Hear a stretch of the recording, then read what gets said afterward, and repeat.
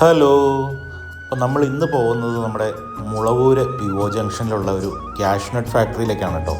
നിങ്ങൾക്ക് എത്ര പേർക്കറിയാം നമ്മുടെ കോതമംഗലത്തിനടുത്ത് ഇങ്ങനെ ഒരു കാഷ്നട്ട് ഫാക്ടറി ഉള്ള വിവരം?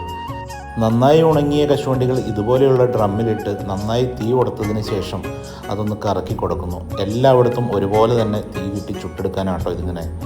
ഈ ചുട്ടെടുത്ത കശുവണ്ടികൾ മെഷീൻ്റെ സഹായത്തോടെ കട്ട് ചെയ്തെടുക്കുന്ന പ്രാവീണ്യമുള്ള തൊഴിലാളികളും.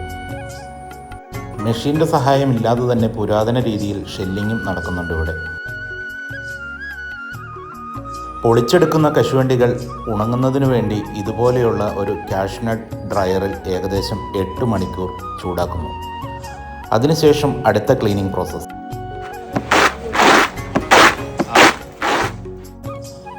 ഇതുപോലെ ക്ലീൻ ചെയ്ത് കിട്ടുന്ന കശുവണ്ടികൾ വിദഗ്ധരായ അനേകം തൊഴിലാളികൾ ഇരുന്ന് പല സൈസുകളിലായി തരം തിരിച്ച് വേർതിരിക്കുന്നു.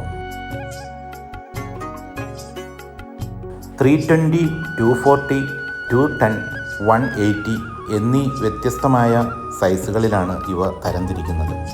ചേട്ടാ, ഈ വില എങ്ങനെയാണ്? വില 320 800, 320 ഏറ്റവും ചെറുത് 800, 240 900, 210 950, 180 1000.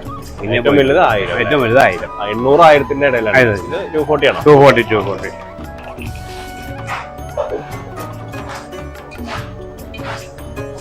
സ്വർണ്ണ തൂക്കയിപ്പല്ലോ. എന്റെ പേര് കോയ. അപ്പൊ ഇവിടെ ഹോൾസെയിലും റീറ്റെയിലും ഉണ്ടല്ലേ? ഹോൾസെയിൽ, സോൾട്ടഡ് അങ്ങനെയുണ്ട്. റോസ്റ്റഡ് ഉണ്ട്, സാൾട്ടഡ് ഉണ്ട്, ഗാർലിക് ഉണ്ട്. അതെല്ലാം ഇവിടെ തന്നെ ചെയ്യണതാണ്. ഇവിടെ തന്നെ ചെയ്യുന്നത്. ഇവിടെ നമ്മുടെ മുതലാളി ചെയ്യുന്നതാ. ആണോ? ഓക്കെ. ഇവിടെ മുതലാളികൾ വിളിച്ചില്ലേ, അതാണ് മുതലാളി. എല്ലാം ഈ ഒരു സ്ഥലത്ത് തന്നെയാണ് എല്ലാം. എന്നെ ഒരു സ്ഥാപനം നിങ്ങൾ താഴ്ന്ന് കണ്ടല്ലേ അവിടെ.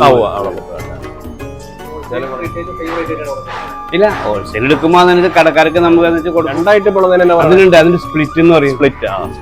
സ്പ്ലിറ്റും ഇതിന് ഒരു വില തന്നെയാണ്. രണ്ടും ഒരു വില.